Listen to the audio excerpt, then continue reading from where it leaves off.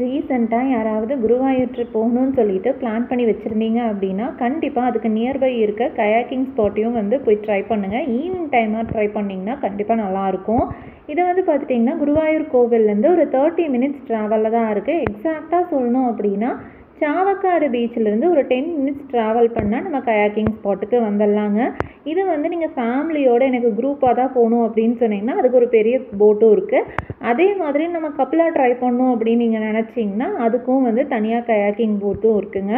இதுக்கு வந்து பார்த்துட்டிங்கன்னா இப்போ பர்சனுக்கு கயாக்கிங்க்கு வந்து 100 ருபீஸ் சார்ஜ் பண்ணுறாங்க. அதே மாதிரி பார்த்திங்கன்னா 30 மினிட்ஸ் நம்மளுக்கு வந்து கயாக்கிங் பண்ணுறதுக்கு அலோவ் பண்ணுறாங்க. எனக்கு வந்து இது ஒர்த்தாக தான் தெரிஞ்சிச்சு. நாங்கள் வந்து மார்னிங் டைம் போனதுனால ரொம்ப சன்னியாக இருந்துச்சு. நீங்கள் அந்த மாதிரி போயிடாதீங்க. ஈவினிங் டைம் போனீங்கன்னா அங்கே ஃபுல் லைட் செட்டிங்கோட செம்ம வைபாக இருக்கும். நீங்கள் ஃபேமிலி ஃப்ரெண்ட்ஸ் அண்ட் கப்புளாக என்ஜாய் பண்ணுறதுக்கு செம்ம ஸ்பாட்டுன்னு சொல்லுவேன். நெக்ஸ்ட் வீடியோவில் பார்க்கலாம்.